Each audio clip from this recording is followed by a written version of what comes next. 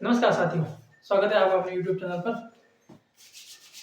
तो आज की जो क्लास है वो पिछली क्लास से बाद, यानी कि आज जो क्लास शुरू होने वाली है वो आपकी 6 नंबर की क्लास है।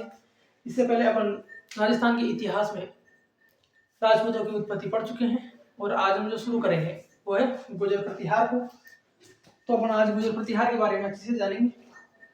आशा करता हूँ कि आपको जो वीडियो है वो अच्छी लग रही होगी। अगर आपने वीडियो शुरू से नहीं देखी होगी तो चैनल में अंदर जाकर प्लेलिस्ट ढूंढ लेना, वहाँ से आप क्रम वाइज अगर देखते आओगे तो आपको अच्छे से जरूर समझ में आएगा। पहली जो अपनी क्लास थी वो कालीबंगा की थी, दूसरी अपनी आहड़ की थी, तीसरी बेराट और गणेश्वर की थी, और उसके बाद बालाथल, सोंती और बाकी जो भी जितनी भी सभ्यता है उसकी अपनी चौथी क्लास ली, और 5वीं क्लास में हमने राजपूतों की उत्पत्ति को पढ़ लिया है। ठीक है, अपन क्रम से चलते आ रहे थे और आज जो न्यूज़ निकल के आई थी उससे पता लगा है कि अब आने वाले जो एग्जाम है उसमें जो जीके है वो न्यू पैटर्न पर, यानी कि न्यू पहुंच जाएगी, यानी कि जो नए जिले बने हैं 50 उसके आधार पर। अभी कोई बता रहा था कि 53 हो गए, 30 जिले, तो जो 3 जिले हैं अभी उसकी अधिसूचना जारी नहीं की गई है, तो अभी उसके बारे में कोई नहीं है, यानी अभी तक अपन जो पढ़ेंगे वो 50 जिलों के आधार पर पढ़ेंगे। ठीक है, तो आज आपके लिए एक नई सीरीज शुरू कर रहा हूँ कि सबसे पहले अपन एक मोटिवेशनल स्पीच देख लेते हैं। अगर अच्छी लगी आपको तो बताना, मैं एक लेके आया हूँ आपके लिए। शुरू करते हैं, चलिए देखते हैं अपनी मोटिवेशनल लाइफ आज की को। राहें जहां तक जाएगी राहगीर वहां तक जाएगा, राहें जहां तक जाएगी राहगीर वहां तक जाएगा, तुम दरिया से क्या पूछ रहे हो, नीर कहाँ तक जाएगा, तुम दरिया से क्या पूछ रहे हो, नीर कहाँ तक जाएगा, खींच धनु की डोर निशाना, खींच धनु की डोर निशाना, साधो अपनी मंजिल का, खींच धनु की डोर निशाना, साधो अपनी मंजिल का, बाकी बाद में देखेंगे कि तीर कहाँ तक जाएगा, बाकी बाद में देखेंगे कि तीर कहाँ तक जाएगा। तो आशा करता हूँ कि आपको ये टेक जो मोटिवेशन आज की लाइन है ये अच्छी लगी होगी। और अब अपन करते हैं इससे शुरू अपना गुर्जर प्रतिहार। तो सबसे पहले अपन देख लेते हैं इसकी पृष्ठभूमि कि गुर्जर प्रतिहार के बारे में। आज हम इसकी सबसे पहले पृष्ठभूमि देख लेते हैं। तो अपन लेते हैं गुर्जर प्रतिहार।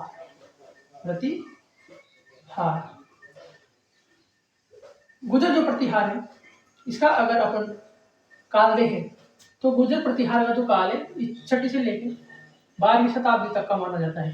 कहाँ तक का माना जाता है? 6वीं से लेकर 12वीं शताब्दी तक। गुर्जर जो है इसमें सबसे पहले अपन गुर्जर और प्रतिहार इन दोनों को समझ लेते हैं। प्रतिहार, गुर्जर एक इसकी गोत्र मान सकते हैं या फिर ये एक जाति बाद निकल आई है। तो जो प्रतिहार है ये प्रतिहार ये एक शब्द इसका निकल आता है जो सिर्फ लक्ष्मण के वंशज, यानी कि ये जो जाति है ये अपने आप को लक्ष्मण के वंशज बताती है। क्यों बताती है लक्ष्मण के वंशज? इसलिए बताती है क्योंकि जो लक्ष्मण जी थे वो राम जी के भाई थे।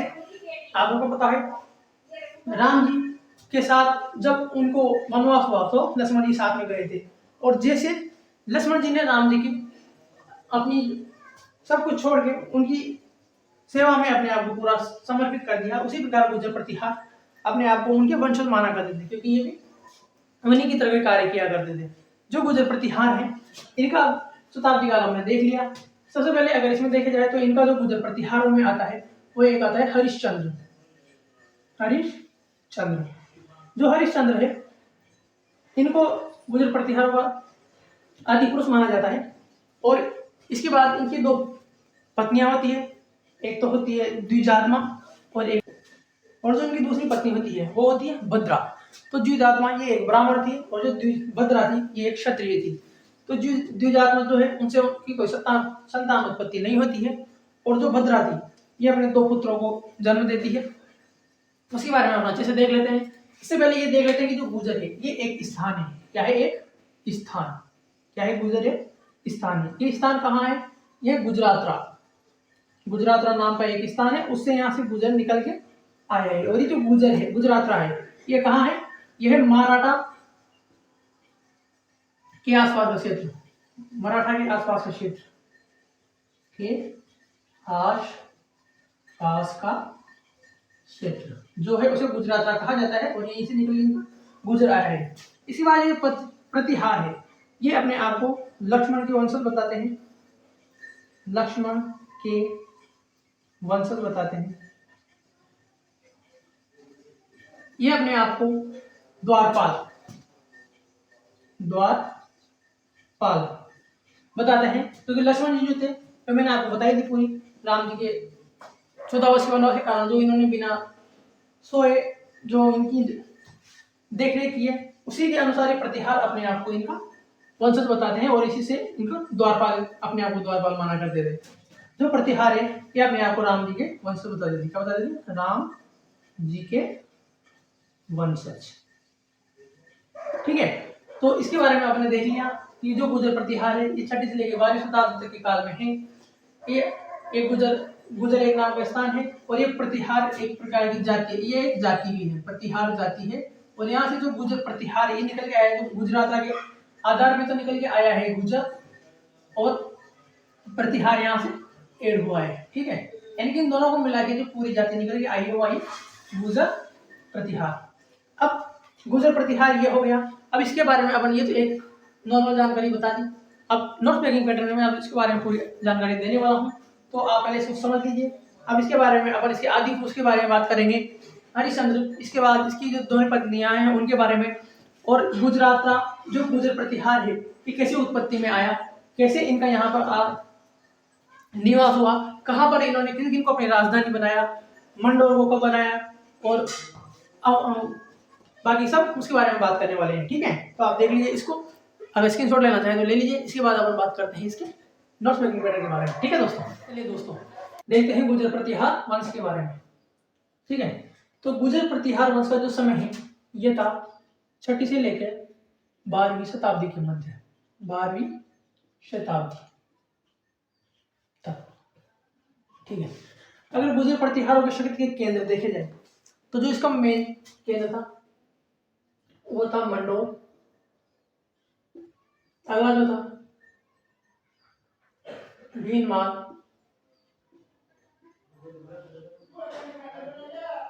कन्नौज, अवंती,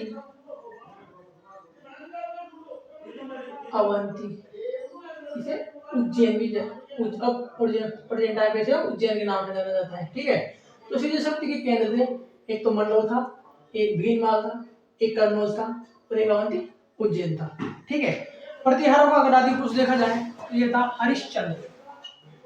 ये वो राजा हरिश्चंद्र नहीं था जो अपने त्याग के बारे में जाना जाता था। ये हरिश्चंद्र अलग है, वो हरिश्चंद्र अलग था जिसने अपने बेटे का त्याग कर दिया था, सारी धन दौलत लुटा दी थी, वो वाला हरिश्चंद्र अलग है। ये गुजर प्रतिहार वाला हरिश्चंद्र है। ठीक है, इसकी 2 पत्नियां थी, एक तो भद्रा और एक दिव्यात्मा। ठीक है, ये ध्यान रखना है। प्रतिहारों की राजस्थान में शाखाएं, प्रतिहारों की अगर राजस्थान में शाखाएं देखा जाए तो सबसे पहले तो राजस्थान में इसका जो टाइम पीरियड देखा गया है ये 8वीं से 12वीं शताब्दी तक का माना जाता है, 8वीं से 12वीं शताब्दी तक।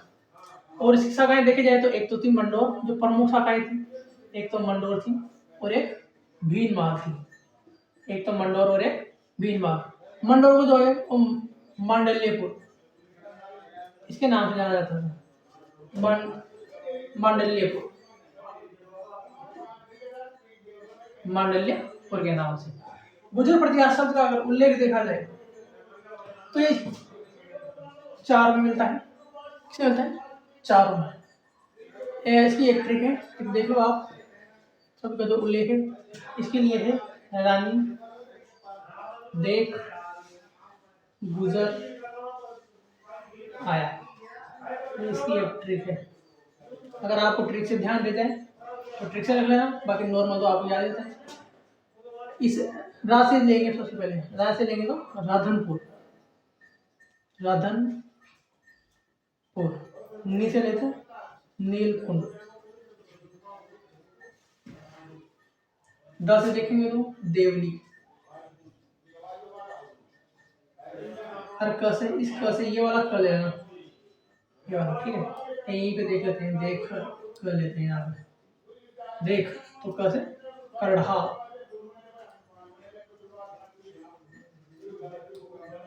करड़ा। ये इसके चार जो उल्लेख है, ये चार अभिलेखों में मिलता है। पहला राधनपुर, दूसरा नीलकुंड, तीसरा देवली और चौथा करड़ा। इन चारों शिलालेखों में गुर्जर शब्द का उल्लेख मिलता है। अगर इसका अभिलेखीय उल्लेख देखें, यानी गुर्जर का ये पहला उल्लेख था इनका, गुर्जर प्रतिहारों का पहला उल्लेख, अभिलेखीय उल्लेख देखा जाए तो ये था पुलकेशियन सेकंड द्वारा, पुलकेशियन द्वितीय, पुलकेशियन द्वितीय। यानी गुर्जर प्रतिहार वाला जो वंश है ये 6वीं से लेकर 12वीं शताब्दी तक माना जाता है, शताब्दी तक। गुर्जर प्रतिहार की शक्ति के केंद्र देखे जाए तो प्रमुख मंडोर और भीनमाल था, कन्नौज और अवंती उज्जैन थी। प्रतिहार का अगर आदि पुरुष देखा जाए तो ये था हरिश्चंद्र। कौन था? हरिश्चंद्र। इसने रोहल्लब्धि की उपाधि धारण की थी, आगे आगे बताऊंगा देख अच्छे से। प्रतिहारों की राजस्थान में शाखाएं देखी जाए तो एक तो मंडोर थी और एक भीनमाल थी। मंडोर को मांडल्यपुर के नाम से भी जाना जाता है। यहाँ पर 8वीं से 12वीं शताब्दी में राजस्थान में इनकी शाखाओं का उल्लेख मिलता है। गुर्जर प्रतिहार शब्द का अगर उल्लेख देखा जाए तो ये 4 शिलालेखों में मिलता है, यानी 4 अभिलेखों में मिलता है। पहला है राधनपुर, दूसरा नीलकुंड, तीसरा देवली और चौथा करड़ा। ठीक है, अभिलेख ये है गुर्जर प्रतिहारों का पहला अभिलेख उल्लेख देखा जाए तो पुलकेशियन द्वितीय में इसमें देखा जाता है। तो आप कर लीजिए इसको फटाफट नोट डाउन। इसके बाद देखते हैं अपना अगली स्लाइड में। चलिए दोस्तों करते हैं शुरुआत। तो सबसे पहले अपन इसी को देख लेते हैं, गुर्जर प्रतिहार का आदि पुरुष हरिश्चंद्र। इसके दो पत्नियां थी। कितनी? 2 पत्नियां, 2 पत्नियां, एक तो भद्रा और एक द्विजात्मा। ये द्विजात्मा थी, ये थी ब्राह्मण, ये जो थी ये थी क्षत्रिय, क्षत्रिय रानी। इसकी हुए 4 पुत्र। कितने? 4 पुत्र। एक तो भोगभट, दूसरा कक, तीसरा दद्द और चौथा रज्जिल। आगे जाके रज्जिल बनता है शासक। क्या बनता है? शासक। इसने मंडोर को राजधानी बनाया। किसने बनाया? रज्जिल ने। किसको बनाया? मंडोर को राजधानी रज्जिल ने बनाया। राजधानी, और इसके बाद राजधानी बनाने के बाद इसने राजसूय यज्ञ किया। किसने किया? रज्जिल ने। इसके बाद रज्जिल का जो पुत्र है नरबट, ये बनता है शासक। और इसके बाद नरबट का जो पुत्र है नागभट्ट प्रथम, ये बनता है शासक। ये जो है नागभट्ट प्रथम जो है ये मेड़ता को राजधानी बनाता है। किसको बनाता है? मेड़ता को राजधानी बनाता है। उसके बाद नागभट्ट प्रथम की शादी होती है रज्जिका से। किससे होती है? रज्जिका से। रज्जिका के होते हैं 2 पुत्र, एक तो भोज और एक तात। जो भोज है ये आगे जाके शासक बनता है। क्या बनता है? शासक। इसके बाद भोग के बाद आएगा सिलुक, फिर आएगा कुकुक, ऐसे करते इसके बारे में आगे जब आएगी उसके बारे में देखते हैं। तो इसको आप बस समझ लेना, ये एग्जाम की दृष्टि में महत्वपूर्ण नहीं है। बस ये याद रखा लेना कि जो आदि पुरुष है ये हरिश्चंद्र है, इसकी एक उपाधि है रोहिल्लब्धि ये। इसके बाद इसकी पत्नी याद ना रखे तो कोई दिक्कत नहीं है। इसके चारों बेटों में से ये जो लास्ट बेटा है रज्जिल, इसको ध्यान रख लेना क्योंकि इसने मंडोर राजधानी बनाया था, राजसूय यज्ञ किया था। इसके बाद इसका पुत्र नरभट्ट आएगा, इसको ध्यान याद रखो तो कोई दिक्कत नहीं है। इसके बाद नागभट्ट प्रथम को याद रखना कि इसने मेड़ता को राजधानी बनाया था। उसके बाद इसने शादी की जज्जिका से, फिर जज्जिका के हुए 2 पुत्र, एक तो हुआ भोज, एक हुआ तात, और आगे जाके भोज शासक बनता है। ठीक है, तो ये थी हरिश्चंद्र जी के बारे में। अब अगर गुर्जर प्रतिहारों की साहित्य जानकारी देख लेते हैं। ठीक है, तो फर्स्ट सबसे पहले इसमें है कुवल्यमाला। तो कुवल्यमाला का जो लेखक है वो है उद्योतन सूरी। कौन है? उद्योतन सूरी। ये याद रखना है, इसमें से क्वेश्चन ऐसे कैसे देखने को मिल सकते हैं। और अपना जो लेवल है ये राजस्थान पटवारी और पशु परिचर के लिए अति महत्वपूर्ण है। ये जो क्लास मैं आपको दे रहा हूँ ये इन दोनों एग्जामों के लिए, तो खास करके पशु परिचर और जो पटवारी जो है इसके लिए तो अति महत्वपूर्ण है, इसको लेकर चलना। ठीक है, गुर्जर प्रतिहारों में अब कुवल्यमाला देवी उद्योतन सूरी की। इसके बाद हरिवंश पुराण जो है ये जिनसेन सूरी का था और ये वत्सराज के समय था। उस समय शासक कौन था? वत्सराज के समय। ठीक है, इसके बाद अगली जो है वो है रजत रागिनी और इसका जो लेखक है वो है कल्हण। हर्षचरित जो लेखक है वो है बाणभट्ट। खुमान रासो के जो लेखक है वो है दलपट विजय। कौन है? दलपट विजय। अगला है प्रभावक चरित्र। कौन सा है? प्रभावक चरित्र, और इसके जो लेखक है वो है चंद्रप्रभ सूरी। गुजर प्रतिहारों के टाइम पे दो यात्री जो थे उन्होंने यहाँ की यात्रा की थी। एक तो था अरबी यात्री सुलेमान और एक था अल-मसूदी। दोनों अरबी थे। सबसे पहले कौन करता है, सबसे पहले बाद में करता है, इसके लिए मैं एक ट्रिक दे दूंगा कि आपको ध्यान में रहेगा। तो दोनों अरबी ही थे।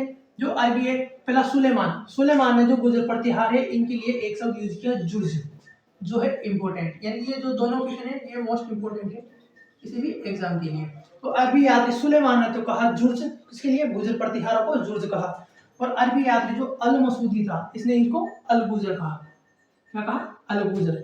अल-मसूदी अल-गुजर, आगे भी अल है पीछे भी अल है, आगे भी अल है यहाँ भी अल है, अल-मसूदी है यहाँ अल-गुजर है, ऐसे भी आप ध्यान रख सकते हो। सुलेमान ने जुर्ज कहा, सुलेमान ने जुर्ज कहा। सुलेमान के आगे की जो ई की मात्रा है छोटी, जुर्ज देखे तो इसकी ई की मात्रा भी छोटी है, ऐसे इसको भी ध्यान रखें, एकदम लिंकिंग है। इसे तो आपको डायरेक्ट याद करना है, लेकिन मैं लिंक करके बताता हूँ। अल-मसूदी आएगा तो अल-गुजर कहेगा, अल-मसूदी आएगा तो अल-गुजर कहेगा, और अगर सुलेमान आएगा तो जुर्ज कहेगा। किसको कहेगा, गुजर प्रतिहारों को। इसके बाद चीनी यात्री एक हेंग सॉन्ग आया था, चीनी यात्री एक हेंग सॉन्ग आया था जो गुजर प्रतिहारों को तो कहता था कुचेलो, क्या बोला था, कुचेलो। और जो इसकी राजधानी थी, जो इसकी राजधानी थी उसको बोला जाता था पिलोमोलो। क्या बोलता था, पिलोमोलो। राजधानी क्या थी, भीनमाल। कौन थी राजधानी, भीनमाल। ठीक है दोस्तों, तो आप कर लीजिए इसको नोट, इसको क्रमवार लिखना। इसमें अगर आपको लिखने में भी नहीं, इसमें बस मोटा मोटा ध्यान रखा लेना। गुजर प्रतिहार का आदि पुरुष हरिश्चंद्र की दो पत्नियां बद्रा और द्विजात्मा। बद्रा थी क्षत्रिय, द्विजात्मा थी ब्राह्मण। बद्रा के हुए 4 पुत्र, भोग, बट, कक, दत्त और रजित। ये 3 याद में रहे, वही दाई डाल लगाया। 4 पुत्र थे। लास्ट में रजित देख लेना, क्योंकि रजित ने मंडोर को राजधानी बनाया था, इसलिए मंडोर को राजधानी बनाया और राजसूय यज्ञ किया। इसके बाद इसका जो पुत्र है नरबट, ये शासक बनता है। फिर नरबट का पुत्र नागवट प्रथम बनता है। ये ध्यान आने से कोई दिक्कत नहीं है, नागवट प्रथम बनता है। ये मेड़ता, मंडोर से राजधानी मेड़ता को स्थानांतरित करता है, यानी बाद में मेड़ता को राजधानी बनाता है मंडोर से। पहले मंडोर थी, फिर इसने बनाया मेड़ता को। इसके बाद नागवट प्रथम ने शादी की जज्जिका से, जज्जिका की शादी कर ली। इसके बाद 2 पुत्र, एक हुआ भोज, एक हुआ तात। तो भोज बाद में आगे शासक बनता है। बस ये इधर ये ध्यान रख लेना। इधर देखें, इस तरफ तो है रचनाएं और इस तरफ इनके लेखक। कुवलयमाला के उद्योतन सूरी, आर्यवंश पुराण के जिनसेन सूरी, रजताग्नि के कलहण, रजतलाग्नि के कलहण, अर्षचरित के बाणभट्ट, खुमान रासु के दलपत विजय, कुमान रासु के दलपत विजय, प्रभाव चरित्र के चंद्रराव सूरी। इसके बाद आपने देखा कि अरबी यात्री जो सुलेमान ने, इसने गुजर प्रतिहार को जुर्ज कहा था, जिन्हें अल-गुजर कहा। ठीक है, तो ये ध्यान रखना, इसको कीजिए आप नोट डाउन। इसके बाद चलते हैं अपनी स्लाइड पर। ठीक है दोस्तों, लेलिए फटाफट स्क्रीनशॉट ले लीजिए। चलिए दोस्तों शुरू करते हैं। सबसे पहले नागवट प्रथम को। तो जो नागवट प्रथम है ये जालोर, कन्नौज, अवंती, उज्जैन प्रतिहार वंश का संस्थापक। नागवट जो प्रथम है इसको जालोर, कन्नौज, अवंती, उज्जैन की प्रतिहार वंश का संस्थापक माना जाता है। इसकी जो उपाधि देखी जाए तो एक थी नागावलोक, नारायण, मलेच्छों का नाशक, इंद्र के दंभ को नाश करने वाला। नागावलोक यानी कि उस टाइम पे यहाँ के इसका जो प्रभाव था ये काफी अधिक था, यानी कि नागावलोक इसलिए कहा गया क्योंकि ये वहाँ आसपास के एरिया को सबको अच्छे से जीत चुका था, इसलिए इसको नागावलोक कहा गया। इसको नारायण कहा गया क्योंकि ये वैष्णव धर्म का अनुयायी था, इसलिए। मलेच्छों का नाशक कहा गया, यानी कि अपने शत्रुओं को संहारक, शत्रुओं को नाश करने वाला, ये मलेच्छों का नाशक कहा गया। इंद्र के दंभ, यानी जो इंद्र के बराबर कोई अगर अपने आप की सत्ता बनाए रखने में जो हो उसको भी नाश करने वाला उसको माना गया है, यानी कि इंद्र को भी बराबरी उस टाइम करने वाला शासक को इंद्र, नागवट प्रथम जो था इसको माना गया है। ठीक है, इसने भीनमाल के बाद अवंती उज्जैन को दूसरी राजधानी बनाया। क्या बनाया, भीनमाल के बाद अवंती उज्जैन को दूसरी राजधानी बनाया। जिसकी उपाधियां हैं ये इंपॉर्टेंट है सबसे। ऐसे तो सारी स्लाइड इंपॉर्टेंट है, लेकिन कोई भी शासक, अगर जो भी हम शासक पढ़ रहे हैं उसी सबकी उपाधियां और जो उन्होंने जो नाम धारण किए हैं और जो इन्होंने राजधानियां बनाई है ये सब अधिक इंपॉर्टेंट है। जो नागवट प्रथम था ये वैष्णव धर्म का अनुयायी था, वैष्णव धर्म का अनुयायी था। वैष्णव धर्म का अनुयायी मतलब ये विष्णु भगवान जी को अधिक माना करता था। ठीक है, तो अपन देख लिया नागवट जो प्रथम है इसने जालोर, कन्नौज, अवंती, उज्जैन के प्रतिहार वंश का संस्थापक नागवट प्रथम कहलाया। उपाधियां देखी जाए तो एक तो नागावलोक, एक नारायण, एक मलेच्छों का नाशक और एक इंद्र के दंभ को नाश करने वाला। ये इसकी उपाधियां थी। इसने भीनमाल के बाद अवंती उज्जैन को दूसरी राजधानी बनाया। किसने बनाया? नागभट्ट प्रथम ने भीनमाल के बाद दूसरी जो राजधानी है वो अवंती उज्जैन को बनाया। ये वैष्णव धर्म का अनुयायी था। कौन था? वैष्णव धर्म का अनुयायी। तो आप लीजिए इसका स्क्रीनशॉट। इसके बाद लेते हैं अपना अगले शासक को। चलिए दोस्तों, अगला जो शासक है अपना वो है वत्सराज। जो वत्सराज था ये देवराज का पुत्र था। क्या था? देवराज का पुत्र। प्रतिहार वंश का वास्तविक संस्थापक और प्रतिहार वंश की नींव डालने वाला वत्सराज कहलाता है। कौन कहलाता है? प्रतिहार वंश की नींव डालने वाला और प्रतिहार वंश का जो वास्तविक संस्थापक है ये वत्सराज कहलाता है। इसकी जो उपाधियां थी, एक तो थी रणहस्तिन और एक थी जेवरा। एक तो रणहस्तिन और एक जेवरा जो है इंपॉर्टेंट। अब देखते हैं अपन रणहस्तिन का अर्थ क्या होता है। रणहस्तिन, इसका अर्थ होता है रण का हाथी। वत्सराज को रण का हाथी कहा जाता था। हाथी के समान एकदम खतरनाक तरीके से लड़ाई करता था और अपने सैनिकों और के साथ मिलकर सामने वाली सेना को परास्त कर देता था, इसलिए इसको रण का हाथी कहा जाता है। कभी पीठ नहीं दिखाता था। जेवरा है, ये उपाधि दी है दुग्गल द्वारा। किसके द्वारा?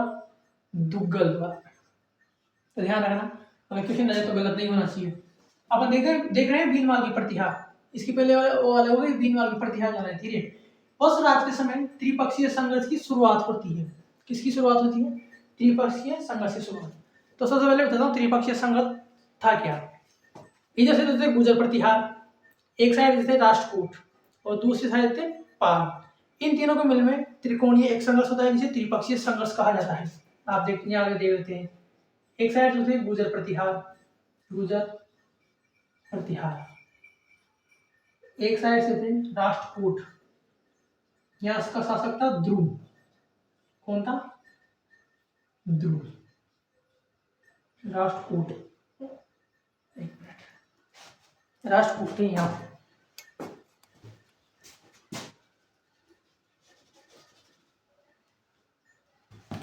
इस साइड था राष्ट्रकूट, यहाँ का शासक जो था वो था ध्रुव। ये शासक था, शासक। और इस साइड जो था वो थे पाल। ये पाल कहाँ के थे? बंगाल के। कहाँ के थे? बंगाल के। इन तीनों के मध्य होता है युद्ध। क्या होता है? युद्ध। पाल में एक तो यहाँ होता, एक तो देवपाल और एक हेरमपाल। एक दो शासक थे पाल साइड के, ये पाल जो बंगाल के थे। एक साइड गुर्जर प्रतिहार थे। तो इन तीनों के मध्य जो संघर्ष चला है, गुर्जर प्रतिहार, पाल और राष्ट्रकूट, इन तीनों के मध्य जो संघर्ष चला है वो त्रिपक्षीय संघर्ष की कहा गया है। इसको त्रिपक्षीय, जिसके मध्य संघर्ष चला है उसको त्रिपक्षीय संघर्ष कहा गया है। और इस त्रिपक्षीय संघर्ष में ध्रुव ने वत्सराज को पराजित किया और राष्ट्रकूट ध्रुव जो है ये पराजित, यानी कि जो राष्ट्रकूट शासक है ध्रुव, इससे वत्सराज जो है ये पराजित हुआ है अच्छी तरीके से। यानी कि इसमें इस संघर्ष को बताने का इतना है अर्थ है कि जो राष्ट्रकूट शासक ध्रुव था ये वत्सराज पराजित हुआ है। यानी कि राष्ट्रकूट जो ध्रुव है, राष्ट्रकूट ध्रुव से पराजित हुए वत्सराज, ये इसका अर्थ है। बस इतना था, इसीलिए त्रिपक्षीय संघर्ष बताया गया है। अगर आपको पूछ लिया जाए कि त्रिपक्षीय संघर्ष की शुरुआत किसके मध्य हुई थी तो वत्सराज के समय हुई थी। किसके समय हुई थी? वत्सराज के समय हुई थी। इसके समय कोवलेमाला व हरिवंश पुराण की रचना हुई थी। कोवलेमाला की रचना देखी जाए तो ये 778 ईस्वी जिनसेनसुरी ने की और हरिवंश पुराण की जो रचना है ये 783 ईस्वी में हुई है। ठीक है, ये आप ध्यान रखा लीजिए। यानी कि भीनमाल की प्रतिहार जो इसके पहले वाला नागभट्ट प्रथम देख लिया और सेकंड में था वत्सराज। वत्सराज जो था ये देवराज का पुत्र था। किसका पुत्र था? देवराज का पुत्र। प्रतिहार वंश का वास्तविक संस्थापक और जो प्रतिहार वंश की नींव डालने वाला जो शासक है ये वत्सराज को माना जाता है। इसकी बात करते हैं इसकी उपाधियां की। तो पहले जो इसकी उपाधि है वो है रणहस्तिन। रणहस्तिन क्यों कहा गया? क्योंकि इसको रण के हाथी के समान माना गया है, इसलिए इसको रणहस्तिन बोला जाता है।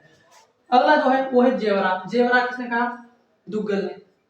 त्रिपक्षीय संघर्ष की शुरुआत वत्सराज के समय हुई। किसके मध्य हुआ? गुर्जर प्रतिहार, राष्ट्रकूट और पालों के मध्य। गुर्जर प्रतिहारों में वत्सराज था, राष्ट्रकूटों में ध्रुव था, पाल में देवपाल और हैरमपाल दो थे। विजेता कौन हुआ? विजेता जो हुआ है वो हुआ है ध्रुव। त्रिपक्षीय संघर्ष में ध्रुव विजेता हुआ है, हारा कौन है? वत्सराज। और इधर ये हारे हैं, तो इसमें जीत किनकी हुई है? ध्रुव की हुई है। और पराजित हुआ। इसके समय कुवलयमाला की रचना हुई, कब हुई? 778 ईस्वी में। किसने की? उद्योधन सूरी ने। किसने की? उद्योधन सूरी ने। और अगर हरिवंश पुराण की रचना देखी जाए तो ये 783 ईस्वी में हुई है, और ये रचना किसने की है? तो जिनसेन सूरी ने। कुवलयमाला की उद्योधन सूरी ने, हरिवंश पुराण की जिनसेन सूरी ने। शायद मैंने पढ़ो में पहले इसके लिए जिनसेन सूरी बता दिया है, उसको आप सही कर लीजिए। तो इसकी रचना तो की है उद्योधन सूरी ने। किसने की? उद्योधन सूरी। उद्योधन सूरी। और इसकी किसने की है? जिनसेन सूरी ने। जिनसेन सूरी ने ये इन्होंने रचनाएं करी। तो आप नागवट प्रथम हो गया, वत्सराज हो गया, इसको कर लीजिए आप नोट डाउन। इसके बाद चलते हैं अपना इसके अगले शासकों की ओर। चलिए अगला जो है अपना वो है नागवट सेकंड। नागवट सेकंड के अगर पिता देखे जाए तो इसके पिताजी जो है वो है वत्सराज। कौन है पिताजी? वत्सराज। माता जी देखी जाए तो सुंदरी देवी। पिताजी वत्सराज, माता सुंदरी देवी। उपाधियां देखी जाए, सभी शासकों की उपाधियां जो है वेरी वेरी इंपॉर्टेंट है। इसको मैं बोलूँ या ना बोलूँ, इसको अपने आप ऑटोमेटिक इंपॉर्टेंट लगा देना। तो पहली जो है इसकी परम भट्टारक, और दूसरी जो है ये एक ही बार में पढ़ रहा हूँ, कोई अलग नहीं है, महाराजा धीराज परमेश्वर। पहली है परम भट्टारक, दूसरी है महाराजा धीराज परमेश्वर। ये उपाधि दी गई है। इसको कन्नौज की राजधानी का संस्थापक भी कहा गया है। किसको कहा है? तो पहले राजाओं की उपाधियां इतनी चला करती थी, बाद में अभी तो समाप्त कर दी गई है।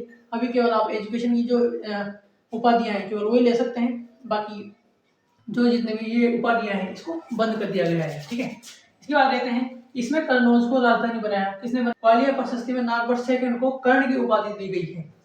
कुमार रासो में नागवट सेकंड जो है ये मुस्लिम लोगों के विरुद्ध संघर्ष का उल्लेख मिलता है। किसमें मिलता है? अपनी कुमार रासो में नागवट सेकंड के मुस्लिमों के विरुद्ध जो संघर्ष हुआ होगा उसका उल्लेख मिलता है। नागवट सेकंड और मुस्लिमों के बीच कोई युद्ध हुआ होगा उसका उल्लेख मिलता है। चंद्रप्रभ सूर्य के प्रभाव चरित्र, नागवट सेकंड को गंगा में समाधि लेने का उल्लेख मिलता है। कहां से मिलता है? चंद्रप्रभ सूर्य की जो रचना है प्रभावक चरित्र से ये मिलता है कि लास्ट में नागवट सेकंड ने गंगा में जाके समाधि ले ली थी। अपना राजपाट अपने पुत्र को सौंपकर गंगा जी में समाधि का उल्लेख कहां से मिलता है? चंद्रप्रभ सूर्य की रचना प्रभावक चरित्र से। ठीक है, देख लेते हैं इसको एक बार। नागवट सेकंड, पिताजी वत्सराज, माताजी सुंदरी देवी। उपाधियां परम भट्टारक, महाराजा धीराज परमेश्वर, कन्नौज की सभा का संस्थापक। ये थी इसकी उपाधियां। इसने कन्नौज को राजधानी बनाया। ग्वालियर प्रशस्ति में इसे कर्ण की उपाधि दी गई है। कुमार रासो में नागवट सेकंड को मुस्लिमों के विरुद्ध जो संघर्ष हुआ होगा उसका उल्लेख मिलता है। चंद्रप्रभ सूर्य के प्रभाव चरित्र से ये उल्लेख मिलता है कि इसने लास्ट में जाकर गंगा में समाधि ले ली। तो ये हो गया अपना नागवट सेकंड। आप लीजिए इसका फटाफट स्क्रीनशॉट। इसके बाद चलते हैं अपना अगले शासक में। अभी 3 शासक और बाकी है, फटाफट देख लीजिए। चलिए दोस्तों, इसके बाद देखते हैं अपन महिर भोज के पिताजी रामभद्र जी, माता अप्पा देवी। महिर भोज जो है ये एक ऐसा शासक था जिसने अपने ही पिता को मारकर सत्ता प्राप्त करने के लिए अपने पिताजी को निपटा दिया था। इसका मतलब हत्या कर दी थी। इसीलिए इसको गुर्जर प्रतिहार शासक का पितृहंता शासक कहा जाता है। क्या कहा जाता है? प्रतिहार शासकों का पितृहंता शासक, गुर्जर प्रतिहार को पितृहंता शासक कहा जाता है। इसकी उपाधियां देखी जाए तो आदिवरा ये ग्वालियर प्रशस्ति में मिलती है। प्रभास ये दौलतपुर अभिलेख में मिलता है। और संपूर्ण पृथ्वी को जीतने वाला ऐसा उल्लेख जो है वो बग्रम्मा अभिलेख में मिलता है। किसमें मिलता है? बग्रम्मा अभिलेख में इसमें मिलता है। इसके बाद अगर इसके समय जो थी ये प्रतिहारों की जो शक्ति है ये चरम पर थी। इसका मतलब है अगर कोई शासक की अगर शक्ति चरम सीमा पर आएगी तो उसके बाद ये है कि उस शासकों का डाउन आने वाला है, यानी कि ये वो है जहाँ अपर है, यानी कि लेवल जो है इसका अपर लेवल पर होता है। इसके बाद जो भी जितने भी शासक होते हैं उनका जो लेवल है वो नीचे आने वाला होता है। इसीलिए इसको बोला जाता है चरम सीमा, यानी कि शक्ति जो है वो चरम पर, जितने जितने जो करना था सब कुछ कर लिया था, अब तो इसकी सीमाएं जो है परस्पर नीचे आने वाली थी। तो ये अपने पिताजी को रामभद्र जी को निपटा दिया था। उपाधियां आदिवरा ग्वालियर प्रशस्ति में मिलता है। प्रभास दौलतपुर अभिलेख में मिलता है। संपूर्ण पृथ्वी को जीतने वाला बरग्रम्मा अभिलेख में मिलता है। और इसके समय जो प्रतिहारों की जो शक्ति थी ये चरम पर थी। तो ये तो ले लीजिए फटाफट इसका स्क्रीनशॉट। इसके बाद चलते चलिए साथियों, देखते हैं इसके अगले जो शासक हैं वो है महिपाल प्रथम। महिपाल प्रथम जो है ये महिर भोज के पुत्र थे। कौन थे? महिपाल प्रथम जो थे महिर भोज के पुत्र थे। उपाधियां देखी जाए तो निर्भय नरेश, रघुकुल चूड़ामणि, निर्भय राज और महेंद्रायुध, ये इनकी उपाधियां हैं। इनके समय राजशेखर कवि थे और इनकी प्रमुख रचनाएं देख लेते हैं, ये इंपॉर्टेंट होती है। एक तो है कपूर मंजिका, एक तो है कपूर मंजरी, एक बाल रामायण, एक बाल रामायण, एक काव्य मीमांसा, एक द्विशाला भंजिका, एक भुवन कोश, एक हरविलास। इन जो ये रचनाएं हैं ये थोड़ी इंपॉर्टेंट होती है। ज्यादा राजशीय की रचनाएं में बाल बाल देखने को मिलेगा आपको। तो एक तो कपूर मंजरी है, एक बाल रामायण है, एक बाल भारत है, एक काव्य मीमांसा है, एक विदिशाला भंजिका है, और एक भुवन कोश है और एक हरविलास है। ये इसकी प्रमुख रचनाएं हैं। उपाधियां आप सभी की ध्यान रखना, मैं बोलूं या ना बोलूं बार बार बता रहा हूँ। उपाधियां इसमें सबसे इंपॉर्टेंट है सारे शासकों की, चाहे वो भीनमाल के हो, चाहे वो चौहान के हो, किसी के भी हो, उपाधियां सबकी मोस्ट इंपॉर्टेंट होती है। इसमें से कहीं से भी कुछ क्वेश्चन टपक सकता है, तो आप ले लीजिए इसका। इसलिए दोस्तों देखते हैं जो अपना अब अगला जो शासक है महिपाल प्रथम। महिपाल प्रथम जो है इसको राजशेखर ने आर्यावर्त का महाराजा धीराज कहा है। क्या कहा है? आर्यावर्त का महाराजा धीराज। उपाधि इसकी देखी जाए तो एक तो है विनायक पाल, एक हेरम पाल, एक रघुकुल मुकुटमणि। जिसके पीछे पाल पाल दिखे वो महिपाल। डायरेक्ट इसको याद करने का तरीका है महिपाल, इसे पाल, यहाँ भी पाल, तो उसकी जो उपाधियां हैं डायरेक्ट याद हो जाती है। एक तो महिपाल, एक हेरम पाल, एक रघुकुल मुकुटमणि। ठीक है। अरबी याद है जो अल मसूदी है, इसके समय इसे याद कर लीजिए। किसके समय? महिपाल प्रथम के समय। 1018 का जो मोहम्मद गजनी का आक्रमण हुआ था उस समय अगर यहाँ का शासक देखा जाए तो वो था राज्यपाल। राज्यपाल के समय जो था इसका मोहम्मद गजनी का आक्रमण हुआ था। ये राज्यपाल, अपने जो राज्यपाल है ये वाला राज्यपाल नहीं है, उसका इसका नाम राज्यपाल है। ठीक है, ये ध्यान रखना। और अगर गुर्जर प्रतिहार शासकों का अंतिम शासक देखा जाए, जो अंतिम गुर्जर प्रतिहार शासक था वो था यशपाल। कौन था? यशपाल। दोस्तों अपने गुर्जर प्रतिहारों में जो मेन मेन शासक थे उनको देख लिया। ऐसा नहीं कि इनके बीच में कोई शासक नहीं है, लेकिन वो इतने इंपॉर्टेंट नहीं है। तो जितने भी मोस्ट इंपॉर्टेंट शासक थे वो मैंने पूरे आपको इसी एक ही क्लास में, गुर्जर प्रतिहार शासकों की एक ही क्लास में पूरा दे दिया है। आप भी देख रहे होंगे कितनी मेहनत लगती है इसको करने में। धीरे धीरे भी अगर ये क्लास शूट की हो तो कम से भी कम तो ये 30 से 30-32 मिनट की तो वीडियो बनी गई होगी। और तो और इसको समझाने में और जो मेरा जितना भी एफर्ट था वो सब मैंने इसमें लगा दिया है। आप इसको अच्छे से बस याद कर लेना। अगर आपको वीडियो अच्छी लगी हो तो इसको शेयर कर देना अपने दोस्तों तक, चैनल को सब्सक्राइब कर देना और लाइक और कमेंट नहीं भूलना। लाइक कमेंट तो आप जरूर करना। लाइक कमेंट से मैंने क्या है एक हौसला बढ़ जाता है और मैं आपको क्लास देने के लिए अच्छे से प्रेरित हो जाता हूँ कि हाँ टाइम पे कंटिन्यूटी के साथ आपको क्लास मिलती है। आपने अब तक देखा होगा कि आपकी क्लास एक दिन भी ब्रेक नहीं हुई। मंडे टू फ्राइडे मैंने कहा था, तो मंडे टू फ्राइडे आपको क्लास मिल रही है। सैटरडे फ्राइडे, नेक्स्ट फ्राइडे के बाद अपनी जो क्लास है ये आज मंडे को हो रही है। तो आप देख लें आपको क्लास कैसी लगी। अगर क्लास में कोई कमी लगी तो आप तो अपने घर के ही हो, कमेंट करके जरूर बता दिया करो कि सर आप सही करूँगा। ठीक है दोस्तों, तो ये अपने भीनमाल की प्रतिहार और जो गुर्जर प्रतिहार है ये यहाँ तक पूरा हो चुका है। इसके बाद अपने जो नेक्स्ट जो है अगला चौहान, यानी अगला जो वंश है चौहान वंश, उसको अपन लेके आएंगे नेक्स्ट वीडियो में। और एक बात और, यह जो अपना एक तो टेलीग्राम चैनल उसका नाम चेंज कर दिया है, टेलीग्राम चैनल सारा हमने सेम ही कर दिया है। पहले अलग अलग नाम थे सारे अपने उसके, तो सबके एक कर दिया है। अपना जो टेलीग्राम चैनल, व्हाट्सएप चैनल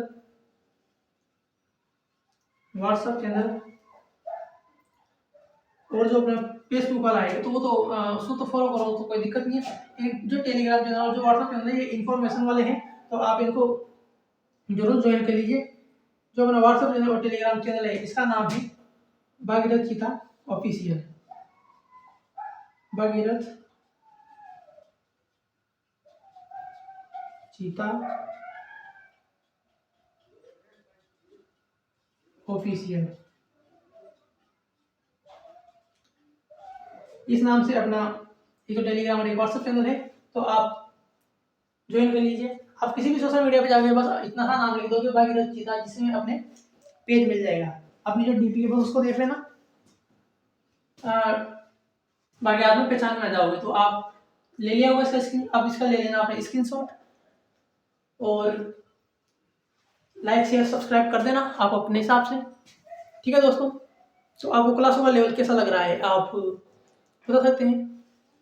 आपको अच्छा लगे तो बता दो और वीडियो को शेयर करो या ना करो। पढ़ना कंटिन्यू है, क्लास छोड़नी नहीं है, बीच में स्किप करके नहीं देखना। जो भी अपनी वीडियो है उसको लैंडस्केपिंग के आडी करके देखनी है पूरी वीडियो। इसको आप आडी करके देखोगे तो आपको पूरा दिखाई देगा। मैं अपनी जो क्लास है इसको प्रीमियर पे सेट करता हूँ, तो प्रीमियर पे इसलिए शूट करता हूँ ताकि आप इसको पूरी देखें ना। काफ़ी बच्चे हैं जो 2x पे चला देते हैं वीडियो को, कुछ सुनाई नहीं दे रहा, कुछ समझाई नहीं दे रहा, बीच बीच में निकाल निकाल के निकल जाते हैं। तो ये आपको ऐसा नहीं करना है, आप क्लास आराम से देखना, धीरे धीरे देखना, आपको पूरी समझ में आएगी। नोट्स बनाओगे तो और अच्छा रहेगा, उससे आपका रिवीजन जल्दी हो जाएगा।